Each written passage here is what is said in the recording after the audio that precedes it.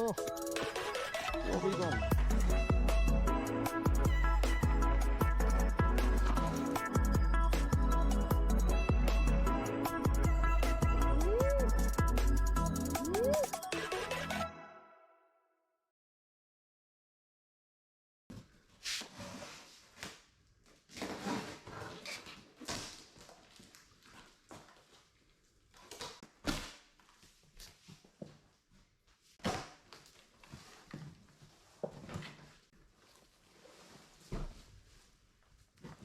That's the air deck. Now, one little bonus that you get with these guys over something like the True Kit is that Rubber Ducky Doctor and the Miarco or Miarco, they come with the seat covers and under seat bags as standard. Yeah, what a great inclusion. Good thanks to the guys there. So the clip-on seats.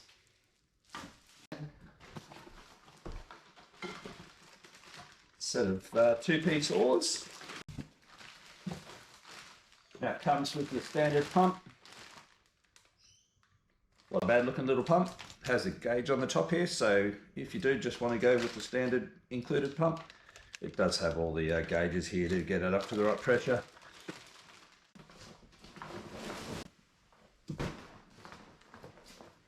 Good. Comes in its own bag. That'll make it nice and easy. That should be pretty good to fit up. Put it in the back of the car while I'm traveling. So yeah, quite a nice little kit. Good boat.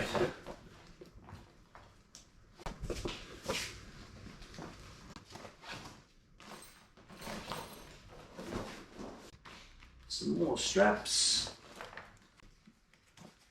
Got some carry handles on the sides here.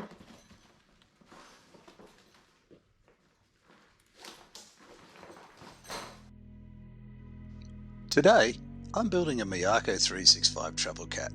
As the name suggests, this is a 3.65 metre inflatable craft and weighs in at around 45 kilos, making it quite a portable unit.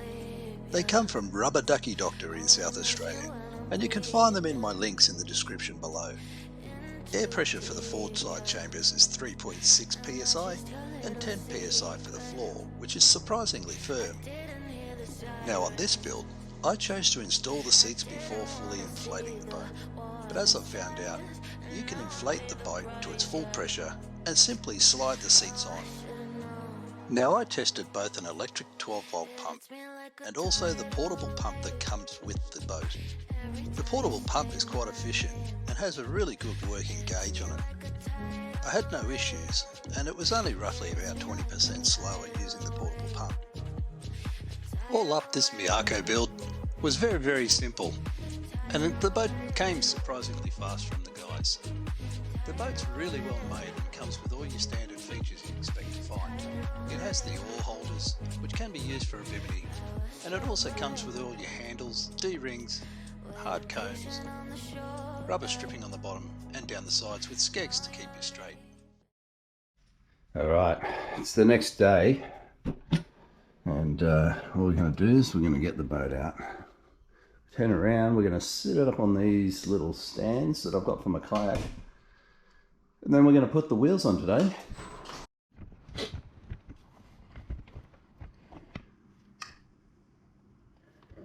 So I'm going to be installing the Sea-Tug wheels to this boat.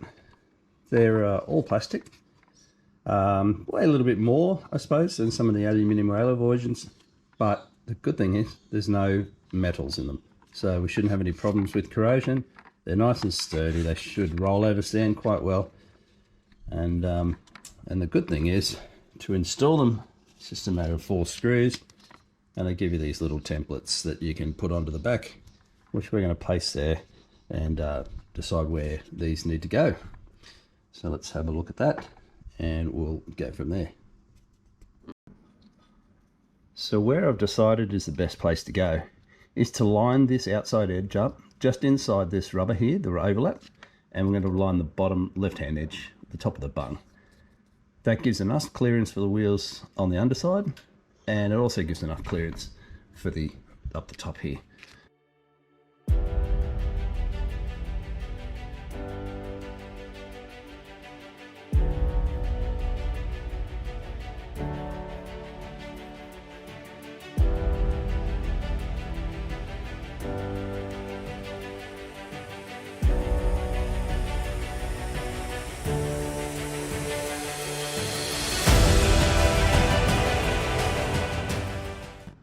what we'll do now is show you how these wheels go on, and we'll do the left hand side. So just remember when you are putting the brackets on that there is a small hole on one side and a larger hole on one side. You need to make sure the larger hole is on the outer, away from the tube, otherwise you won't be able to get the pin in. Put the wheels back in, it's easier to go from the bottom. Lock the wheel into place, slide the pin through, turn it and lock it, and then lock the pin. So there we go, that's our C-Tug wheels installed. They're nice and neat. Turn, lock, lift, lock into place, lock the wheels. That's it. So a couple of days we stuck one of these on using the Railblazer VIB3M ports. Now I've run into a couple of issues, and as much as we followed all the instructions, it didn't want to stick, even though we followed the instructions to the T. So we're going to stick another 3 of these on. Now this one has been glued on. So I suggest, if you're going to get these Railblazer 3M VIBs, alright, first thing you're going to do is throw away the 3M port, the 3M tape, and instead get yourself some Plasto cement or this stuff. This AZ Bond C is a 2-pack contact adhesive. Make sure you get the PVC one, don't get the high palon one. And it sets on a hot day like we've got up here. It sets off in about probably 2 minutes. It's set, so you need to work fast. But the end result is a nice solid fix to the boat. So righto, so working with these, first thing we're going to do is mark up where we want to put it. Because this is a dark green boat, it doesn't matter too much. I'm going to put a small dot either side where my tape is going to go.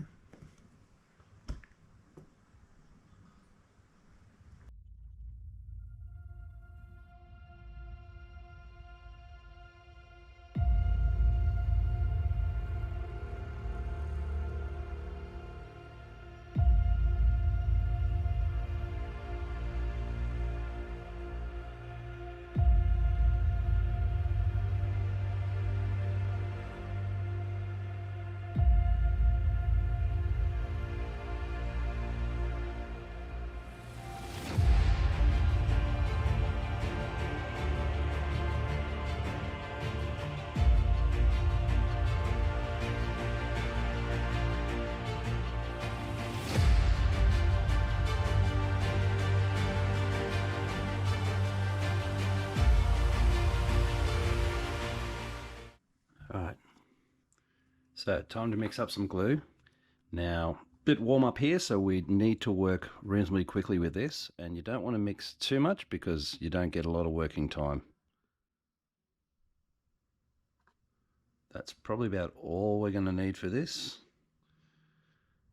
Now, once you add the hardener, it's really going to start going quickly, so make sure you're ready to go with all your prep. Okay. Let's use our brush and we'll get a bit of that off. Take our hardener. Now you don't need very much. Remember, the warmer it is, the faster this is going to set.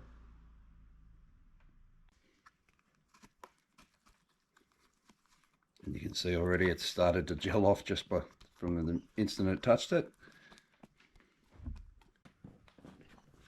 Now you want to get about 2 coats on.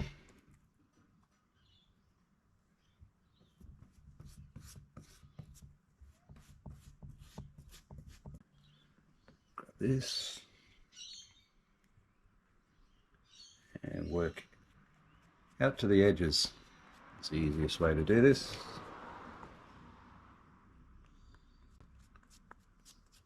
Make sure you get glue right out to the edges.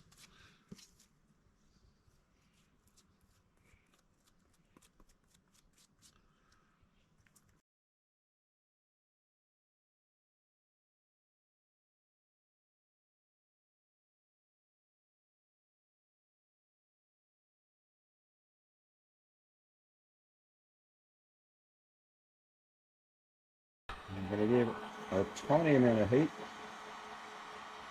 to the glue.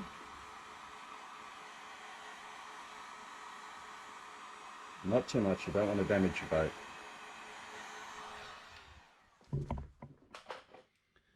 And you get one chance at this, so ensure you line it up with your edges.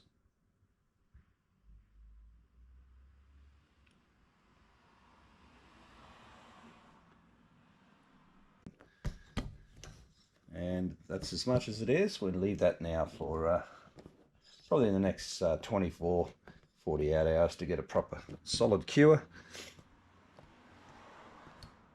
And we're done. Okay, so time to repeat the process another 2 times on this boat. And this thing is ready for the water. All right, so we've had a couple of days now of the glues setting, and I'm really happy with the result.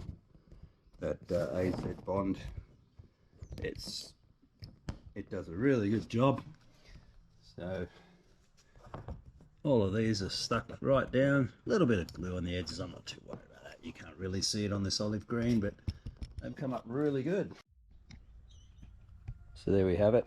The boat is now all together, ready to go out. We're just going to wait until Saturday morning now. All the railways ports are on. We've got the sea tugs on the rear. I've equipped it with 2 side mounts on the back for rod holders. We've used the swing arm for the Garmin sounder. And what I've done is I've put an adapter mount here. We've got a piece of aluminium curved, goes over the side, and the transducer will sit just in there at water level. We can add a next fishing rod here, fishing rod to the front. All the cables and the battery are nicely held away inside the bags. And a camera boom up the front. We've added a large piece of rope here just to make it a little easier to get up the front, and also have to hang on to there. And then the last thing we're going to add is some bungee cord along through these eyelets, down through the sides. And at this stage I'm going to be hanging my registration numbers off panels on the side here. So that's the boat as she is. That's the build finished, and quite impressive so far. Really like the look of this boat. Looks like a really good fun little machine, and it's certainly going to fly when I put the 15 on the back. So that's it, and now it's time to go to the next video where we'll take it out on the water.